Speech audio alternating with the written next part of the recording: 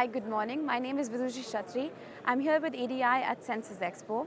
I work as Strategic Marketing Manager with ADI for the markets of smart cities and smart buildings.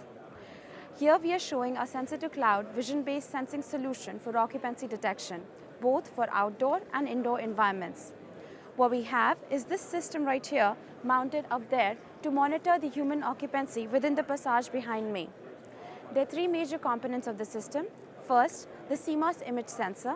It captures an image and sends it to the DSP for further image processing. This is a specialized CMOS sensor in a way that it produces a contrast image at the sensor level itself, hence reducing the amount of processing to be done by the DSP. Doing this also enables the sensor to have a high dynamic range.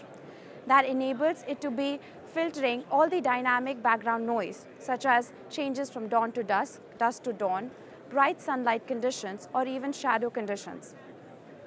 The second major part of the system is the DSP, the Blackfin DSP, which is the BF706 on this system. The system is named as BLIP, which is Blackfin Low Power Imaging Platform. The DSP is consuming about 110 milliwatt in operation. The last and the most important component of the system is the algorithm which runs on the Blackfin. This is a specialized image processing algorithm trained as a machine vision system.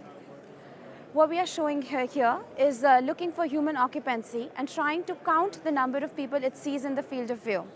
So wherever is the red dots over here is things which are in motion first, and secondly classified as human motion.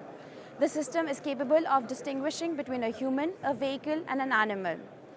What comes out of the system is not a video, but just metadata. So here, it is just to say if there is occupancy or no occupancy, and how much is that occupancy. We further take that metadata and transmit it to the cloud for further back-end analytics, which I can show you right here. And here you can see that I am transmitting the occupancy level of 100%, as well as that the light status is on.